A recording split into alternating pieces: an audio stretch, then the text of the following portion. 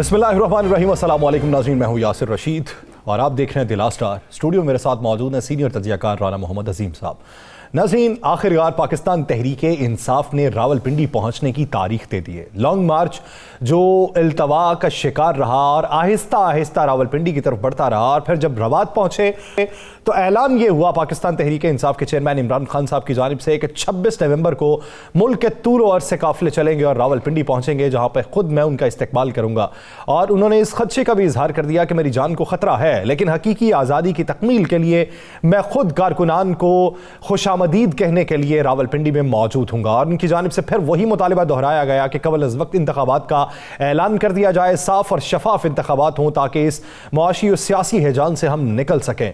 दूसरी तरफ वफाकी हुकूमत, एक तरफ एक वफाकी वजीर ये राय रखते हैं कि मुल्क डिफॉल्ट होने के दहाने पे है, दूसरी तरफ हमें यह सुनने को मिलता है कि कयासा फैलाई जा रही हैं। कयासा राइयां किसकी जानिब से फैलाई जा रही हैं, किसने डिफॉल्ट होने का बताया था, जरा मुलाहिजा कीजिए हमारे वजीर खारजा बिलावल भुट्टो जरदारी का बयान और वजीर खजाना इसहाक डार साहब का बयान।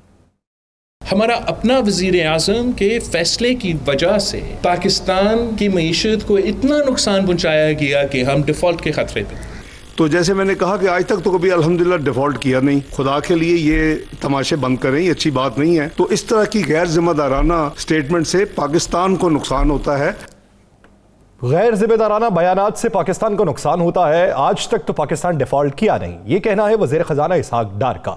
लेकिन इससे पहले जब वजीर खजाना इसहाक डार साहब पाकिस्तान में नहीं थे, उस वक्त पाकिस्तान मुस्लिम लीग नून के बेशतर हुक्मरान ये कहते थे कि हम तबाही के दहाने पर पहुंच चुके, पाकिस्तान दिवालिया होने के करीब था, हमने बचाया। बिलावल भुट्टो जरदारी ने कहा कि साबिक वजीर आजम इमरान खान ने जो फैसले किए उसकी वजह से हम डिफॉल्ट के दहाने पर पहुंचे, हम बचे, फिर सैलाब ने आ लिया और हम फिर से डिफॉल्ट के दहाने पर हैं। अब पूछना यह है कि गैर जिम्मेदाराना बयानात अगर आप रुकवाना चाह रहे हैं तो किसके रुकवाना चाह रहे हैं? आप ही के हुकूमत के वजीर हैं जो एक तरफ बयान दे रहे हैं और दूसरी तरफ आप हैं जो दूसरों को तलकीन कर रहे हैं कि इस तरह के बयानात नहीं देने चाहिए। पाकिस्तान तहरीक इंसाफ के चेयरमैन इमरान खान साहब ने 26 नवंबर के हवाले से क्या बयान दिया है उसको मुलाहिजा कीजिए, फिर गुफ्तगू को आगे बढ़ाते हैं। मैं सारी कौम को दावत दे रहा हूं, आपने पिंडी आना है 26 तारीख को, हफ्ते को। मैं खुद वहां आपसे इंशाल्लाह खिताब करूंगा और अगला लाएमल दूंगा। सिवाय एक हल के, साफ और शफाफ इलेक्शन, इसके अलावा कोई दूसरा हल नहीं है। आप इस दलदल से निकलने का, सारी कौम उधर आएगी और हम डिमांड करेंगे एक चीज, साफ और शफाफ इलेक्शन। साफ और शफाफ इलेक्शन का डिमांड किया जाएगा। रावलपिंडी पहुंचने पर 26 नवंबर को पहुंचने की कॉल दी गई। राना साहब क्या समझते हैं, 26 नवंबर का ही इंतखाब क्यों किया गया? बहुत से हलकों में चहमगोइयां जारी हैं कि खान साहब ने बहुत सोच विचार के बाद 26 नवंबर के ऊपर अपनी नज़र मरकूज किया और 26 नवंबर को बड़ी मसलहत और मंतिक के तहत इसका इंतखाब किया। बिस्मिल्लाहिर्रहमानिर्रहीम। अस्सलातु वस्सलामु अलैका या सय्यदी या रसूल अल्लाह, अस्सलातु वस्सलामु अलैका या सय्यदी या हबीबल्लाह। या सर दो चीज़ें तो बड़ी क्लियर है। 26 तारीख तक नई तैनाती हो चुकी होगी, इससे आगे जा नहीं सकती। नंबर एक, 26 तारीख तक बहुत से मामलात आपको क्लियर नज़र आ जाएंगे। मेरी इत्तला के मुताबिक तो तैनाती फ़ाइनल हो गई है, हर चीज़ फ़ाइनल है। पीर की सुबह उसकी समरी रवाना हो जाएगी, हर चीज़ फ़ाइनल हो चुकी है और कई सियासी जमातों के अरमानों पे पानी फिर गया है, कई सियासी जमातों की ख्वाहिशात धम तोड़ गई हैं। एक बात तो ये ज़हन में रखिएगा, खान ने ऐसे नहीं किया। खान ने अब तक जितनी शॉट्स खेली हैं बड़ी समझदारी से खेली हैं। खान साहब ने 6 दिन का टाइम दिया। चलिए मैं आपको ये बता दूं, कल शाम तक काफ़िले पिंडी पहुंचना शुरू हो जाएंगे और कल शाम को आपको काफ़िले पिंडी के अंदर नज़र आना शुरू हो जाएंगे। वो लियाकत बाग में इकट्ठे होते हैं, वो किसी और पार्क में इकट्ठे होते हैं, ये आपको नज़र आना शुरू हो जाएगा। कप्तान बड़े तरीके से चल रहा है, ये मैंने कल के प्रोग्राम में कहा था, अगर आप वो क्लिप निकाल लेते हैं। हमने कहा था कप्तान 7 दिन से ज़्यादा का टाइम नहीं देगा, याद है यासर जी? तो वो मुझे हमें पता था कप्तान ने देना ही टाइम इतने। अब कप्तान की ऑप्शंस क्या है, कप्तान किस पे क्या कर रहा है, एक बात तो ज़हन में रखिएगा। चले नोट कर लें, आज 27 से लेकर 29, सब 2 दिन दे रहा हूँ मैं। 26 के बाद 26, 27, 28, 29, इन दिनों में फैसला हो जाएगा। 26, 27, 28, 29, इन दिनों में फैसला हो जाएगा और इन दिनों में बड़ा सियासी सरप्राइज सामने आ जाएगा। क्या फैसला होगा? जनवरी के आखिर पे हुकूमत तहलील हो रही है? नहीं, जनवरी के आखिर में नहीं होगी, जो भी होगा दिसंबर में होगा। सिर्फ उन्होंने वो करना है, कुछ मामला जो हैं उस पे जाएंगे, इलेक्शन परफॉर्म जो है रिफॉर्म्स इस पे जाएंगे। वो 1 महीने से ज़्यादा अरसा लग जाएगा। क्यों लग जाएगा? किस तरह लग जाएगा? चले मुझे ये बता दें किस तरह लग जाएगा। ये तो हुकूमत कहती है ना जी, ऐसा नहीं है, नहीं लग सकता। ये 5 दिन में पूरा हो जाता है, 8 दिन में पूरा हो जाता है। आपने एक असेंबली से बिल पास कराना है, उससे पहले आपने एक तमाम सियासी जमातों की मशावरती कमेटी बनानी है। रिफॉर्म्स वो होंगी जो पीटीआई को भी मंजूर हो, जो पीडीएम को भी मंजूर हो, जो सबको मंजूर हो। किसी एक जमात की मर्जी की नहीं होगी, ना पीटीआई की मर्जी की, ना पीडीएम की मर्जी की। लिहाजा इसमें कोई ऐसी दूसरी तीसरी चौथी राय है ही नहीं। ईवीएम होगी? नहीं, ईवीएम नहीं है। ईवीएम पे इलेक्शन नहीं होंगे, एक बात जेहन में रख लीजिएगा। मैं ये आपको एडवांस बता रहा हूँ, अभी ईवीएम पे नहीं होंगे। ओवरसीज के वोट की 99% चांस है सही कि ओवरसीज को वोट जो है डालने का हक मिल सकता है। मरदमशुमारी हो चुकी है। अब किस मरदमशुमारी की बात कर रहे हैं? मुकम्मल तौर पे जो मरदमशुमारी नई हल्का बंदियों के तहत होने, नई हल्का बंदियाँ जो है उसके तहत अगर आप मरदमशुमारी की तरफ जाते हैं, फिर निगरान सेटअप आपको 2 साल के लिए लाना पड़ेगा। वो जाहिर बात है, उसका एक टाइम फ्रेम तो कुछ नहीं होगा, ये पुरानी ही सारी चलेगी। उसके बाद नेचुरली तौर पे जो 18 साल से ऊपर होता है जिसका वोट बन जाता है, ये सारा सिस्टम उसी तरह चलेगा। अब लंबी चौड़ी गेम का दूर दूर तक इम्कान नहीं है। ये सारी चीज़ें जो हैं कप्तान आप देख लीजिएगा, मैं आपको डेट दे रहा हूँ 28, 27, 26, 27, 28, 29। इन 4 दिनों में आपको फैसला होता नजर आ जाएगा। आपके सामने फैसला आ जाएगा कि क्या फैसला हो रहा है। खान ने ऐसे तो नहीं किया, देखें बहुत सी चीज़ें ऐसी। खान चला जाता, मुझे चले एक बात बताएं, मैं आपको इशारा देता हूँ, इशारा दिन बात करता हूँ। खान साहब परसों चले जाते इस्लामाबाद, क्राउड इनका पहले से ज़्यादा होना था। कोई हालात ख़राब होते तो शायद कोई और आके बैठ जाता। खान साहब ने बड़े तरीके से सारा काम किया है। जमहूरी अमल भी चलता रहे, ताइनाती में कोई रुकावट भी ना आए, ताइनाती भी हो, और ताइनाती जो है वो पाकिस्तान के मुस्तकबिल के लिए ताइनाती है। आप ये समझते हैं कि 26 तारीख से पहले तकरीब बड़ी हो चुकी होगी? 100%। अगर 26 तारीख को ही तकरीब रखिएगा, बड़ी तकरीब हमेशा 29 के उसके बाद होती है रिटायरमेंट के। लेकिन नामजदगी जो होती है, जो नॉमिनेशन होती है और जो समरी पे साइन होते हैं वो पहले होते हैं। यासर, तो तकरीब के मौके पर अगर ये सब लोग वहीं पे मौजूद हों, तकरीब से पहले अल्लाह मुझे लग रहा है कि कुछ हो जाएगा। मैं आपसे कह रहा हूँ ना, मैं जो आपको डेटें दे रहा हूँ मैं किसी वजह से दे रहा हूँ। आप इन डेटों को नोट कर लें, इन डेटों में सारा कुछ होने जा रहा है। और मैं आपको बता दूँ, कप्तान बाजी जीत गया। कप्तान ने बड़ी अपनी हिकमत अमली से काम किया, और कप्तान जिस तरीके से काम कर रहा है, और आज इतनी कप्तान की मीटिंगें हुई हैं, और कप्तान ने आज जिस तरीके से लोगों से मुलाकातें की हैं, जो प्लान कप्तान का जो प्लान है, मैं आपको बता रहा हूँ कि ये तो बहुत दूर है ना, हफ्ता तो बहुत दूर है। हफ्ते से पहले ज़रा आप पिंडी के अंदर हाल तो देखिएगा, आप ज़रा क्राउड तो देखिएगा, फिर आपको अंदाज़ा हो जाएगा, फिर बहुत से लोगों को अंदाज़ा हो जाएगा कि कप्तान का बयानिया दुरुस्त है। कप्तान के मुतालबे के बाद ही सारे हालात जो है वो दुरुस्त सिमट जा सकते हैं। कोई गैर आईनी काम नहीं होगा, कोई गैर जमहूरी काम नहीं होगा, कोई ऐसा चीज़ नहीं होगी, और आपको ये खान की फतह नज़र आ जाएगी। नंबर 1। नंबर 2, अभी आपने बात की है, मुझे एक बात बताएं। आज इसहाक डार साहब ने सुबह पहली कॉन्फ्रेंस की, इसहाक डार साहब ने, उस पर उन्होंने कहा कि हम डिफ़ॉल्ट होने नहीं जा रहे, हम दिसंबर में पैसे भी दे रहे हैं, हम फलां कर रहे हैं, फलां सारा कुछ उन्होंने कर। उसके बाद प्रेस कॉन्फ्रेंस की है बिलावल भुट्टो जरदारी साहब ने, और बिलावल भुट्टो जरदारी साहब जो है वो इसहाक डार साहब जिस प्रोपेगेंडे का जिक्र कर रहे हैं, वो प्रोपेगेंडे तो बिलावल भुट्टो जरदारी कर रहे हैं, कोई और तो कर ही नहीं रहा। ऐसे ही है ना। कल भी बिलावल भुट्टो जरदारी साहब कल भी की थी, आज भी की थी, आने वाले दिनों में भी करेंगे, रोजाना करेंगे। और आज उन्होंने कहा मैंने बतौर चेयरमैन पीपल्स पार्टी जो है वो बात कर रहा हूँ। तो बात यह है कि इनके अंदर की लड़ाई जो है वो इन्हें खाती जा रही है। इनके अंदर की लड़ाई, एक दूसरे को नीचे गिराने की जंग। आइंदा आने वाले इलेक्शन में कौन होगा, करोड़पति वाला हिसाब है। करोड़पति तो ये हो गया, अरबपति भी हो गया, उसके आगे वाला क्या होगा। अब तो ये वज़ीर आज़म की दौर में है, जो किसी इनमें से किसी ने भी उस दौर के पास नहीं आना। चले, मैं ये नहीं कहता कि हकीकत में ऐसा हो गया है, लेकिन मेरे पास इतला ये है कि इनमें से अब कोई नहीं है। 70% सियासी चेहरे आउट हैं। बहुत से लोग इस दफ़ा इलेक्शन में वहाँ से हारेंगे जहाँ से आप तसव्वुर भी नहीं कर सकते। मुझे आज बात तो बताएं, ज़मीन गर्म करने वाले सरकार किधर है? आज के सारा दिन में उनकी गुफ्तगू सुनी? आज के सारा दिन में उनकी कोई बात सुनी?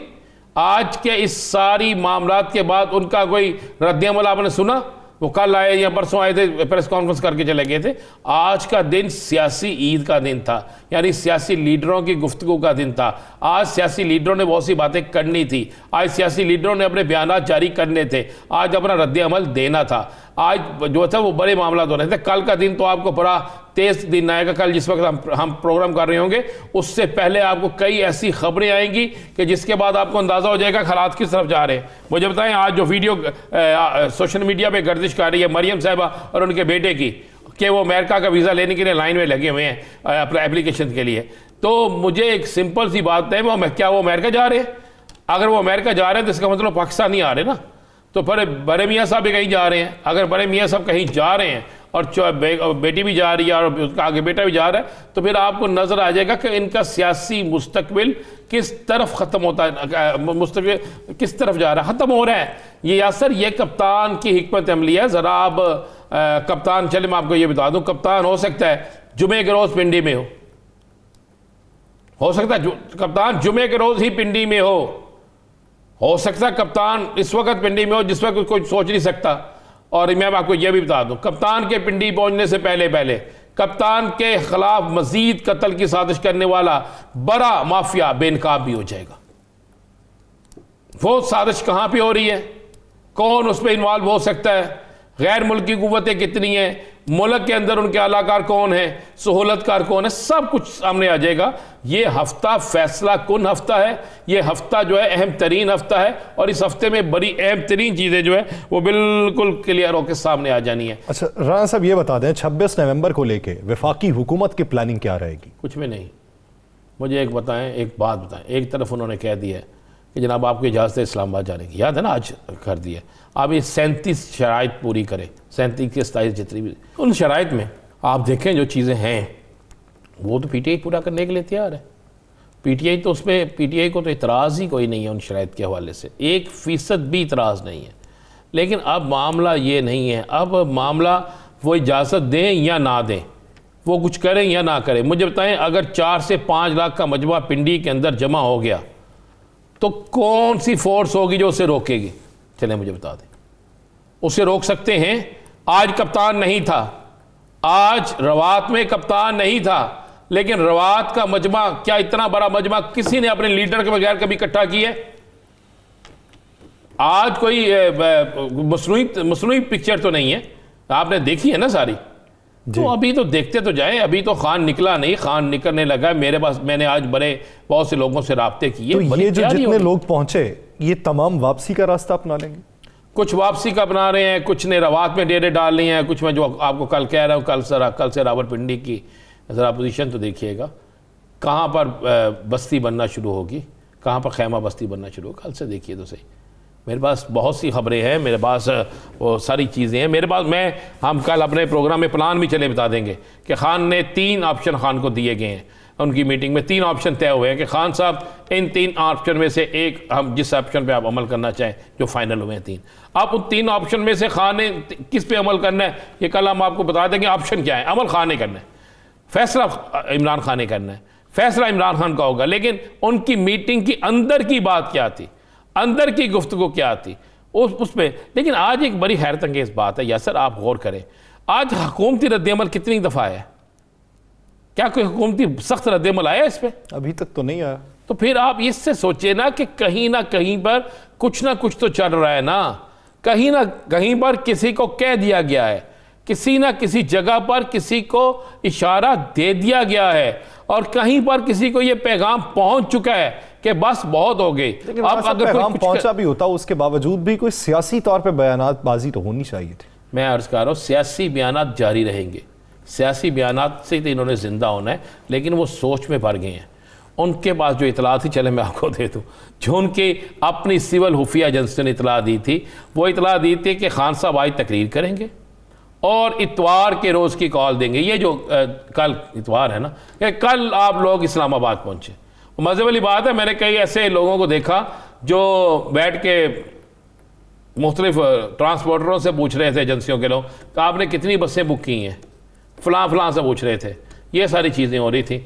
और मज़े वाली बात है कि मैं आज एक मुस्लिम लीग नून के रहनुमा के साथ बैठा हुआ था, तो वो ये तरीके इंसाफ के लिए भी अगर कोई इनके बंदे जो देख रहे, तो वो एक से ज़ायद पुलिस अफसरों से पूछ रहे थे नीचे से लेकर ऊपर तक कि यार आपके पास क्या रिपोर्ट है, किस किस इलाके से कितने लोग निकल रहे हैं और कितने बजे निकल रहे हैं, हमने ऊपर रिपोर्ट देनी है अपने बड़ों को, क्योंकि उनके पुलिस के अंदर रूट्स बने हैं ना। और आजकल लाहौर में सवाए CCP लाहौर के और DIG लाहौर के, तो मेरे पास तो लिस्ट है कि कितने SP उनके हैं, कितने SHO उनके हैं, कितने सिक्योरिटी ब्रांच में लोग उनके हैं, कि इसी तरह मुख्तलिफ शहरों में कौन कौन सा उनका है, शेहूपुरा के में कौन उनका है, कसूर में कौन उनका है, फैसलाबाद में कौन उनका है, वो मुख्तलिफ शहरों में कौन कौन उनके लगे, उनसे रिपोर्टें ले रहे थे। तो ये तो इनका आलम था। इनको तो ज़हन से में था कि इतवार के रोज़ खान आ रहा, खान ने टाइम दिया, खान इस टाइम में आप हर रोज़ अब देखेंगे अब होगा क्या। आज फलां जगह का काफिला इतने हज़ार लोगों का पिंडी दाखिल हो गया, आज फलां जगह का काफिला इतने लोगों का पिंडी दाखिल हो गया। अभी आप क्या समझते हैं खान ने आज आखिरी खिताब किया है? आप खान साहब खिताब से पिंडी वाले नहीं, अभी खान साहब समझे कि रोज़ाना खिताब करेंगे। अब वो खिताब कहाँ पे होगा? अब मुख्तलिफ शहरों के वर्कर्स के साथ होगा। आज मैं देख के परेशान हो गया हूँ, जो मरी से जो लोग आ रहे हैं, मैंने उनकी मुझे किसी ने फुटेज भेजी, मैं फुटेज देख कर परेशान हो गया। हज़ारों की तादाद में यूथ विंग के लोग उनके वो तैयार करें। अब इन्होंने एक टाइगर फोर्स अपनी बनाई है हसन ज़मान की क़यादत में लाहौर से। मुझे उसने फुटेज भेजी, उसमें लग रहा था मुझे जैसे कोई 10,000 बंदा है जो हलफ उठा रहा है कि हम मर भी जाएँ या वहाँ से नहीं हिलेंगे। तो अब ये जब सूरत हाल पैदा हो, जब ऐसी मामला हो, तो फिर आप अंदाज़ा लगा लें पूरी प्लानिंग है, पूरी प्लानिंग के तहत आ रहे। पहले तो ये कहा जा रहा था सिर्फ KPK से लोग हैं, यस सर ऐसा ही था ना 25 मई को। अब तो पंजाब है। आप इससे एक हफ्ते में अब ये नहीं होगा कि लोग हफ्ते के रोज़ निकलेंगे। चले मैं आपको ये भी बता दूं, ये भी खबर दे दूं, हफ्ते के रोज़ नहीं निकलेंगे लोग। मैं कह रहा हूं कि आप पीर मंगल बुध से निकलना शुरू हो जाएंगे। किस शहर से निकला काफिला किस दिन पहुंचना है, ये मामला तय हो चुका है। अब जनूबी पंजाब से अगर लोग काफिला निकलता है और वो 25 घंटे में पहुंचता है, तो फिर उसको उस हिसाब से निकलना होगा। इसी तरह जो है पंजाब से किसी लाहौर से किसी दिन निकलना है, 1 बजे का खान ने टाइम दिया, वहाँ पे 1 से 2 बजे आप पहुँच जाए। 1 से 2 बजे का मतलब है कि सुबह 10 बजे तक आपको काफिले वहाँ मौजूद नजर आएंगे, और उससे कई दिन पहले जो काफिले वहाँ पे आना शुरू हो जाएंगे। सेकंड क्या होगा, चलिए मैं भी ये बता दूँ, अगर ये फैसला हो गया कि धरना देना है, उसका प्लान तो लगता है मैं कल बताएंगे। 3 इनके प्लान है, कल बताएंगे। कल आपने भी खान साहब तरह छुपा के रखे हुए हैं। कल ब्रेकिंग देंगे ना, कल आपको बड़ी ब्रेकिंग देंगे सर। हम कल इंशाल्लाह बड़ी ब्रेकिंग देंगे, 3 प्लान देंगे, उन तीनों में से एक पे अमल होना है ना, और वो खान साहब ने अमल करना है, किस पे करना है। लेकिन मैं आपको ये बता दूं, खान साहब ने अपने पत्ते इतने छुपा के रखे हुए हैं, और खान साहब इस तरीके से चल रहे हैं कि कोई सोच नहीं सकता। उनकी इलेक्शन कैंपेन भी हो गई, हलकों के लोगों की तादाद भी गिनी गई, कहाँ से किसने कितने लोगों ने निकलना है, किस किस हलके से कौन लेके लोगों को आ रहा है, किसने कितने दिन कहाँ पे स्टे करना है, किसने कितने दिन कहाँ पे खाना देना है, किसने वहाँ पर हर शख्स ने अपने अपने लोगों को डिवीज़न को किस तरह संभालना है। और ये एक बड़ा सरप्राइज़ होने जा रहा है। मैं आपको डेटे मैंने दे दिया, आज की सबसे बड़ी खबर मैं दे दूँ, 26 से 29 तक फाइनल हो जाएगा। यस 26 से 29। और आपको यह भी देता चलूँ कि फाइनल हो चुका है आर्मी चीफ साहब का नाम भी। सही, ये तब बिल्कुल तक बड़ी तैनाती हो चुकी होगी। 26 से 29 पाकिस्तानी सियासत में बदलाव के दिन है। देखिए कि बदलाव किस हद तक बेहतर होता है या बेहतरीन हो सकता है, इस पर मजीद बात की जाएगी, लेकिन एक शॉर्ट ब्रेक के बाद कहीं नहीं जाएगा। Stay with us.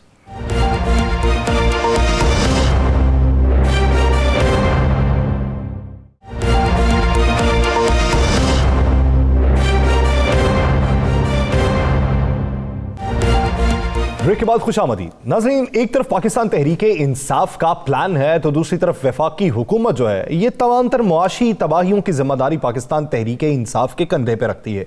ये अब की बात नहीं, 7 महीनों से ही जितनी भी कारकर्दगी देखने को मिली, उसमें अगर ख़राब कारकर्दगी का कहीं भी उनसर पाया गया तो वफाकी हुकूमत के पास एक जवाब होता था कि 3.5 से 4.25 साल के अंदर इतनी तबाही हुई है कि उसे ठीक करते हुए वक्त लगेगा। फिर बाद में सैलाब को भी इसका एक बहुत बड़ा उनसर करार दिया गया। अब मौजूदा सूरत हाल के अंदर अगर मुआशी प्लान नहीं है तो फिर बेहतरी के आसार कहां पे दिखाई देंगे?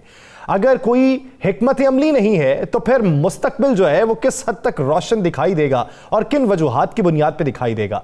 पाकिस्तान तहरीक इंसाफ अगर समझती है कि सियासी और माशी दलदल में हम फंसे हुए हैं तो किस तरह इस दलदल से निकल सकेंगे, इसी बारे में बात करेंगे। पाकिस्तान तहरीक इंसाफ के सीनियर रहनुमा एजाज चौधरी साहब ने हमें ज्वाइन किया है। चौधरी साहब बहुत मशकूर हैं आपके वक्त के।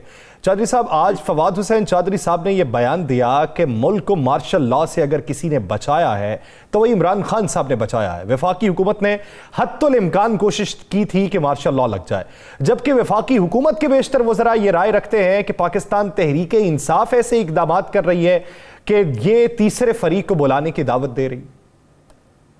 जी बहुत शुक्रिया। देखिए, जिस रजीम चेंज के नतीजे में तहरीक इंसाफ की हुकूमत को ख़त्म किया गया, वो एक बैरूनी साजिश थी और उसके बाज़ अनासर पाकिस्तान के अंदर थे। सिंध हाउस के अंदर जिस तरह इंसानों की मंडी लगी और मेंबरान पार्लियामेंट को ख़रीदा गया और जो हैंडलर्स थे उन्होंने पूरी की पूरी जो हमारी एलाइड पार्टियां थी उन्हें दूसरी तरफ मुंतकिल किया, तो उसके बाद आप मुझे बताइए कि तहरीक इंसाफ का क्या कसूर बाकी रहता है। हम तो चाहते थे कि जिस एक मुश्किल सूरत हाल से कोविड के बाद पाकिस्तान को निकाला गया है और पाकिस्तान की ग्रोथ 5.97 और 6% थी कि जो पिछले पाकिस्तान के 17 बरस से आपस में कहीं पर उसकी कोई तकाबली जायजा नहीं था। तो उसके बाद वो जो इन 7.5 महीनों के अंदर हुआ है उसमें तहरीक इंसाफ का तो कोई कसूर नहीं है। अगर बैनुल-अक़वामी तौर पे पाकिस्तान की साख मुतासर हुई है तो उसमें तहरीक इंसाफ को कोई कसूर नहीं है। अगर IMF के साथ इतनी लंबी चौड़ी नेगोशिएशन करके और कौम को महंगाई के अंदर गर्क करके, यानी पेट्रोल की कीमत, डीजल की कीमत, गैस की कीमत, अशियाए सर्फ की कीमत आसमान से बातें कर रही हैं और किसान बुरी तरह मुतासर है फर्टिलाइजर से, उसकी कीमत बुरी यानी अपनी पीक के ऊपर चली गई है, तो उसमें तहरीक इंसाफ का क्या कसूर है। IMF ने इन 7.5 माह में सिर्फ एक दफा 1.17 बिलियन दिए और गड़ा जो खुद गया हुआ है वो $20 बिलियन का खुद गया हुआ है। बाहर से अगर रिमिटेंसेस कम हो गई हैं तो पाकिस्तान तहरीक इंसाफ का क्या कसूर है। अगर बड़ी इंडस्ट्री, लार्ज इंडस्ट्री बंद हो गई है, यानी पाकिस्तान में इस वक्त कारसाजी की सनत बिल्कुल बंद हो गई है, एक्सपोर्ट्स जो हैं वो लोज डाउन है, तो उसमें पाकिस्तान तहरीक इंसाफ का क्या कसूर है। असल में देखने की बात तो ये थी कि जिस यानी एजेंडे के ऊपर ये आए थे कि तहरीक इंसाफ की हुकूमत ने बहुत महंगाई कर दी है और ये आगे महंगाई खत्म करेंगे। इन्होंने महंगाई खत्म करने की बजाय 30% तक महंगाई है आज बढ़ गई हुई, उसमें तो आप तहरीक इंसाफ की हुकूमत का कोई कसूर नहीं गिनवा सकते। अब ये अपने जराइम को इन्होंने आकर जरूर छुपा लिया है। अच्छा साहब, ये तो हो गया। चलें, ये तो बताएं, आप तो उस दिन कंटेनर पे भी मौजूद थे, आपने बड़ी जवां मर्दी का काम किया, उसके बाद भी स्टिल आप इन काफ़िलों के साथ हैं जो इस्लामाबाद की तरफ या पिंडी की तरफ रवा दवा हैं। अब खान साहब ने ऐलान कर दिया है, ऐलान के बाद लाहौर से काफ़िला क्या हफ्ते को निकलेगा, जुमे को निकलेगा, और क्या जुमे से पहले या हफ्ते से पहले लोग पिंडी में पहुंच जाएंगे? देखिए, जिन लोगों की ड्यूटी जी लगी है ना कि वो हफ्ते से पहले पहुंच जाएं, वो उनकी एक खास तादाद है, वो जाएंगे इंशाअल्लाह ताला। उनकी खास तादाद है जी, एक काबिल लिहाज तादाद है जो सैटरडे से पहले चले जाएंगे, यानी 26 तारीख से पहले दाखिल हो जाएंगे। इसके अलावा 26 तारीख को खुलेआम पूरा पाकिस्तान, उसका हदफ इस्लामाबाद होगा। लाहौर और कुर्को जवार के जो इजला हैं, ये तो कोई फजर के वक्त चलेगा, कोई 7 बजे, कोई 8 बजे चलेगा। इंशाल्लाह 2 बजे तक ये रावलपिंडी GT रोड के ऊपर और कचहरी चौक के अंदर इंशाल्लाह ताला हम पहुंचेंगे, रावलपिंडी कचहरी चौक के अंदर। और वहां लियाकत बाग में कोई बना रहे हैं आप खैमा बस्ती? देखिए, मैं आपसे बताऊं, लियाकत बाग में तो वो लोग रहेंगे कि जिन्हें अगर 2, 3, 4 रोज जितनी देर फिर पार्टी लीडरशिप तय करती है, वो एक जगह नहीं है, एक से ज्यादा जगह हैं जहां पर लोगों को ठहरा रहे हैं। और इंशाअल्लाह ताला वहां कोई किसी को खदशा नहीं होना चाहिए, वहां पर ठहरने वालों को और किसी और को भी। अगर तो इस्लामाबाद हाई कोर्ट के मुताबिक ज़िली इंतजामिया जगह देती है कि जो हमारा इस्तेहकाक है, अगर यानी 2 लॉन्ग मार्च लेकर फजलुर रहमान आए, एक बिलावल भुट्टो आए, एक जो रास्ते में कहीं गतरबूद हो गया था मरीम साहिबा और हमजा लेकर आए थे, यानी अगर इनको पूरी तरह तहफ़्फ़ुज़ फराहम किया गया था हमारी हुकूमत ने और इन्हें आने दिया गया था, हमने तो कोई आने देने के बयान के ऊपर चौधरी साहब, इस्लामाबाद पुलिस का ये कहना है कि आप फाइनेंशियल सिक्योरिटी जमा करवा दें, हम कंटेनर हटा देंगे। तो क्या पाकिस्तान तहरीक इंसाफ इस तरफ जाएगी? मैं आपसे अर्ज करता हूँ, हम जी कोर्ट के पास जाएंगे, उस कोर्ट के पास कि जिसने कल कहा है कि ये हमारा बुनियादी और आईनी हक है, हमें कौन एहतजाज करने के, हमसे कैसे हुकूमत पैसे तलब कर सकती है। ये क्या हकीकत है इस ज़िली इंतजामिया की कि वो प्रोटेस्टर से पैसे तलब कर रही है। यानी आपने तमाशा तो, खिलवाड़ तो पूरे इस्लामाबाद का कर दिया, अब तक 1 अरब रुपए से ऊपर ज्यादा खर्च कर दिया। तो क्या इनका इंतजाम है, क्या इनकी इंटेलिजेंस है, क्या ये यानी इतने गबी और कुंद ज़हन और बेवकूफ लोग हैं कि जो इस्लामाबाद के निज़ाम को चला रहे हैं, उन्हें पता ही नहीं है कि किस वक्त कहां पर सिक्योरिटी के लिए भी अगर किसी को खड़ा करना है तो करना है। अरबों रुपया ये बर्बाद कर चुके हैं अभी तक कौम। यानी अदालत से तो फिर समाज जो है वो तो 24 या 25 तारीख को होगी, तो तब तक फिर इस्लामाबाद का प्लान बनाया ही नहीं जाएगा। देखें, मैं आपसे अर्ज कर रहा हूँ, प्लान बना हुआ है। यानी रावलपिंडी फैजाबाद चौक से 1 बालिश्त के फासले पे है इस्लामाबाद। आप मुझे बताइए, हम इजाजत मांग रहे हैं और वो इजाजत नहीं दे रहे हैं हमारे पुरअमन जुलूस को। हमने तो कोई यानी 28 अक्टूबर से लेकर आज तक अगर कहीं पत्ता नहीं टूटा, किसी का रास्ता नहीं बंद हुआ, तो आप मुझे बताइए कि फिर यानी ये खुद वायलेंस की तरफ ले जाना चाहते हैं, जो हम नहीं जाएंगे। अच्छा जाकिर साहब, क्या खान साहब जुलूस की शक्ल में जाएंगे या खान साहब पहले से वहां मौजूद होंगे? देखें राना साहब, आप मुझे भी जानते हैं और मैं तो उन लोगों में हूं जो अपने चेयरमैन की वजह से नहीं, वो इस कौम का वाहिद लीडर है कि जो आज़ादी की इस तहरीक को लेके चल रहा है। और मैं नहीं चाहता कि जो दुश्मन का मंसूबा है वो कामयाब हो जाए। अगर मेरी राय कोई बख्तमी होती तो मैं तो उन्हें अंदर से बाहर ना निकलने देता। वो वीडियो लिंक से ही खिताब करेंगे, लाखों लोगों का मजमा उनका खिताब सुनेगा, बाकी आखिरी फैसला चेयरमैन के ऊपर है। वो जो हमारे जैसे उन्हें समझाने की कोशिश करते हैं तो वो कहते हैं जो रात मेरी कब्र में आनी है वो किसी तरह बाहर नहीं रह सकती। तो उन्हें इस आहनी अज़म के फर्द को, आहनी अज़म की शख्सियत को कौन यानी पीछे कर सकता है, उसके अज़म को तोड़ सकता है, ये मुमकिन ही नहीं है हमारे लिए। अदरवाइज मुझसे अगर आप पूछेंगे तो मैं कभी भी नहीं चाहूंगा, इसलिए कि जिन लोगों ने प्लान किया हुआ है उन्होंने फिर इसी तरह का प्लान किया हुआ है। सही। चौधरी साहब, एक आखिरी सवाल वो ये कि कुछ लोगों की राय ये है कि आपने 26 तारीख का इंतखाब इन वजूहात की बुनियाद पे किया कि चार्ज तब्दीली की एक तकरीब होने वाली है उन्हीं दिनों में, तो आप लोगों ने उन्हीं दिनों का इंतखाब किया है उस तकरीब को सबूताज करने के लिए। अब उसका जवाब किस तरीके से दिया जाए? मैं एक सादा सी बात आपसे अर्ज करता हूँ, कप्तान बड़ा प्लानर है, ये सारे मिलकर सारे बड़े प्लानर। कप्तान ने साबित किया है कि वो माइंड गेम्स भी कर सकता है, वो मंसूबा भी बना सकता है, वो अपने मुखालिफ की गलतियों के ऊपर नजर भी रख सकता है और वो कारी ज़रब लगाएगा कि इनको आज तक तो समझ नहीं आई। यानी आप मुझे बताएं कि ये 30-30 हजार की नफरी आज से 1-1.5 माह पहले की ला के सारे पाकिस्तान की बिठाई हुई है, तो फिर कौन कामयाब प्लानर हुआ? किसने बेहतर मनसूबाबंदी की? किसने इनके ऊपर दबाव बढ़ाया हुआ है? कौन डंके की चोट पे बात कर रहा है? कौन है वो कि जिसने 75 बरस में पहली मर्तबा मुक्तदर हलकों को चैलेंज किया है कि वो इस शिकंजे को तोड़ दें और कौम को हकीकी आज़ादी दे दें? कौन है वो? सिर्फ इमरान खान है। इसलिए मैं समझता हूँ वो बेहतरीन मंसूबा साज है। वो हालात देख के यानी लोगों के ऊपर ज़रब लगाता है और वो बिल्कुल ऐसी ज़रब है कि जो इंशाअल्लाह ताला इनके औसान खता हो चुके हुए हैं, इनको रास्ता भागने के लिए नहीं मिल रहा, भागने का रास्ता नहीं मिल रहा, और यही प्लानिंग है जिसके तरीके से पाकिस्तान तहरीक इंसाफ आगे बढ़ेगी। बहुत शुक्रिया एजाज चौधरी साहब इस वक्त देने के लिए। नाज़रीन, दीगर इश्यूज़ पे बात करेंगे एक शॉर्ट ब्रेक के बाद, कहीं नहीं जाएगा, स्टे विद अस।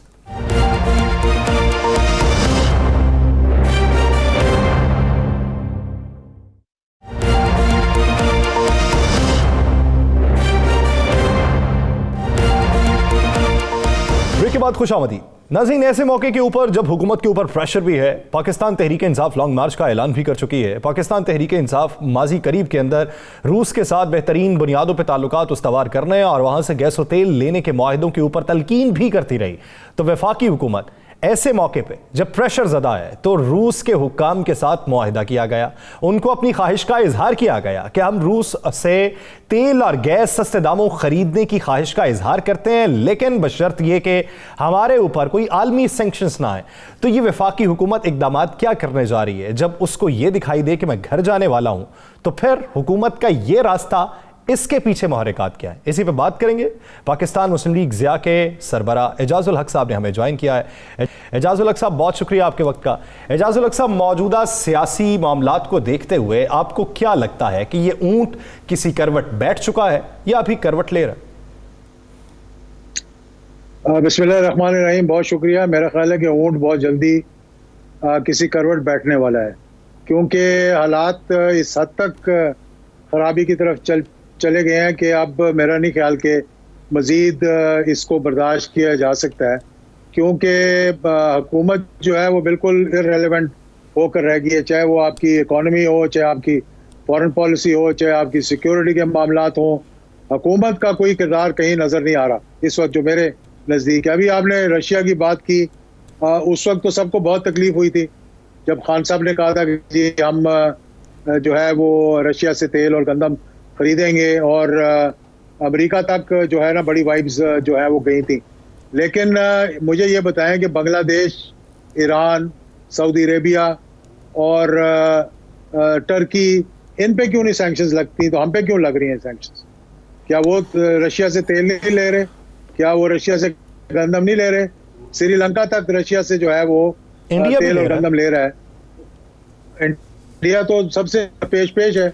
एक तरफ वो नेशनल सिक्योरिटी का मतलब सिक्योरिटी का एग्रीमेंट किया उन्होंने अमेरिका के साथ, दूसरी तरफ रशिया के साथ भी उनके उतने अच्छे ताल्लुकात हैं।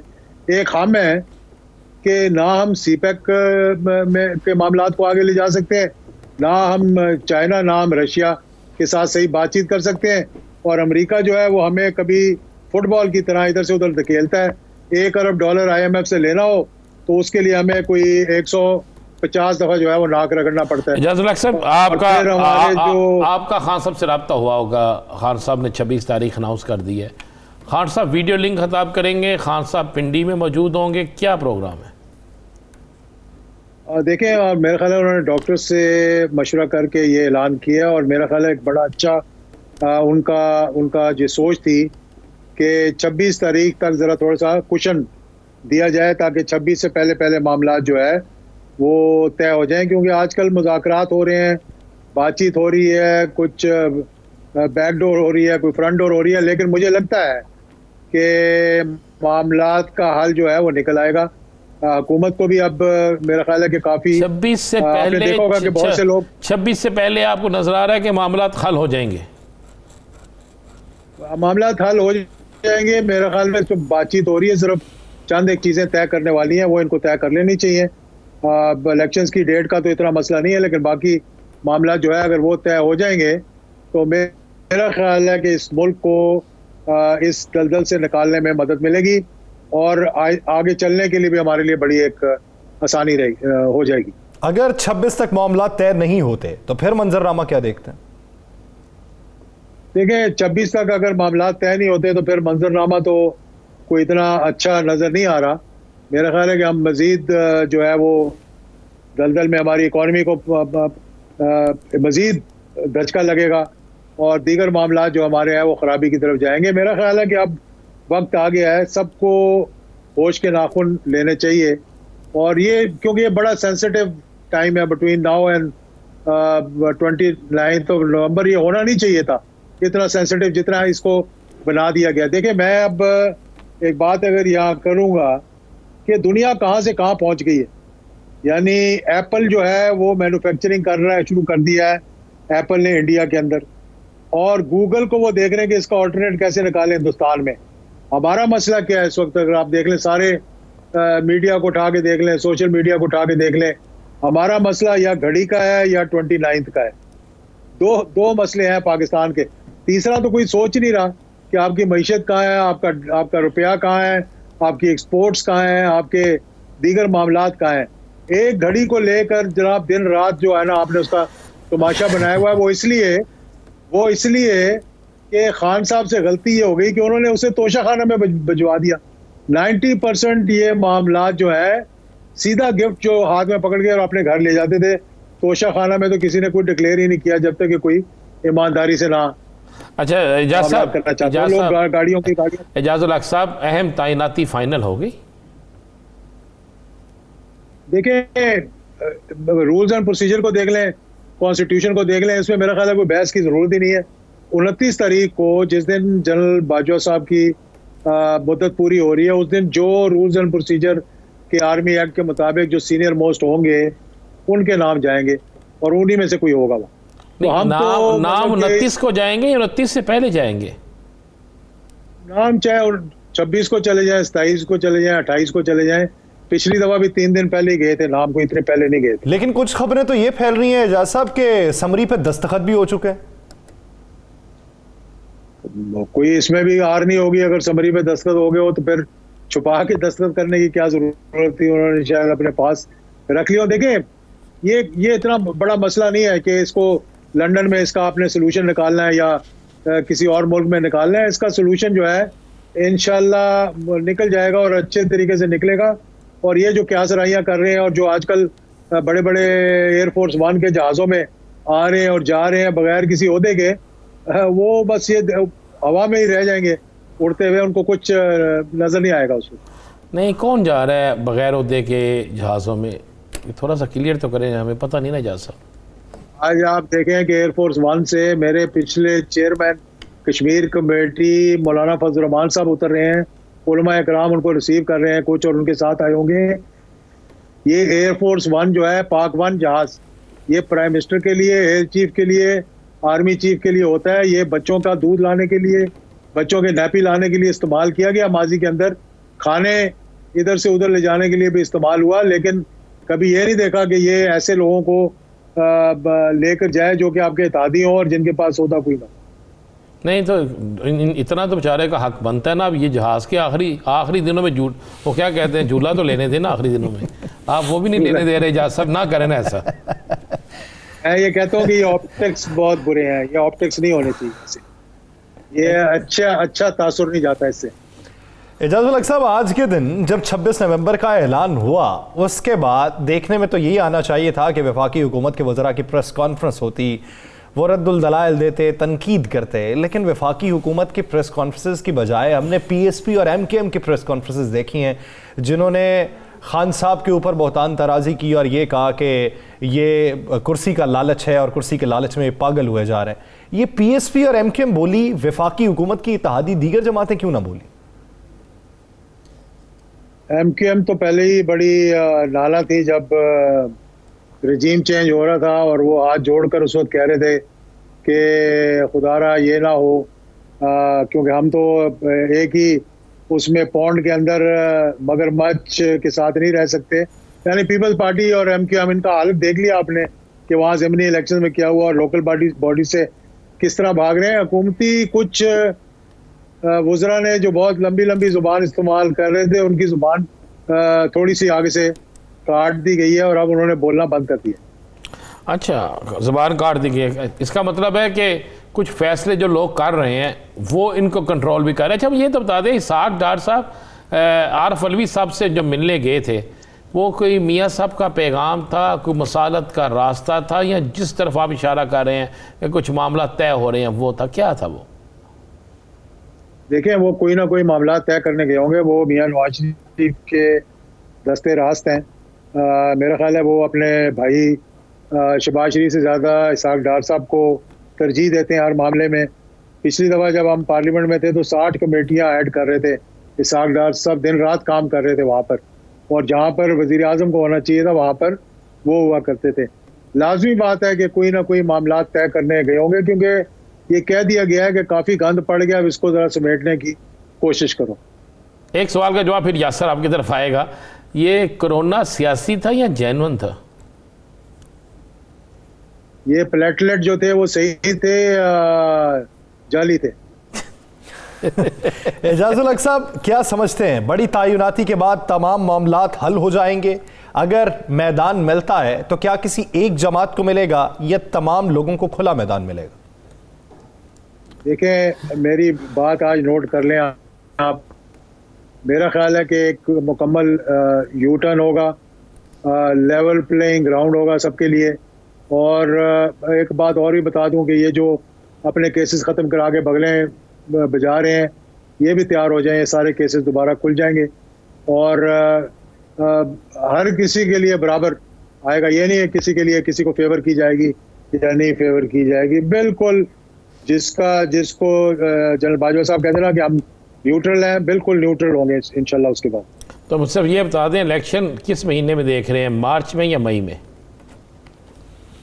मैं देख रहा हूँ मार्च और अगस्त के दरमियान किसी वक्त भी हो जाएंगे, क्योंकि ईद आनी है, रमज़ान आना है, तो सब चाहेंगे कि उसके बाद हो जाए। लेकिन मुज़ाकरात उससे पहले हो जाएंगे, मामलात उससे पहले तय हो जाएंगे, इलेक्टोरल रिफॉर्म्स के बारे में भी और दीगर आउटस्टैंडिंग इश्यूज़ के बारे में। तमाम मुज़ाकरात तय हो जाएंगे और फिर तारीख का ऐलान हो जाएगा। मार्च से अगस्त के माबैन जो है ये नए इंतखाबात भी मुतवक्के हैं। बहुत शुक्रिया एजाजुल हक साहब, इस हवाले से अपने लिए। नाज़रीन, दिलासार का वक्त ख़त्म हुआ चाहता है। मुझे और राना अजीम साहब को दीजिए इजाज़त। अपना बहुत सा ख्याल रखिएगा। अल्लाह ने के बाद।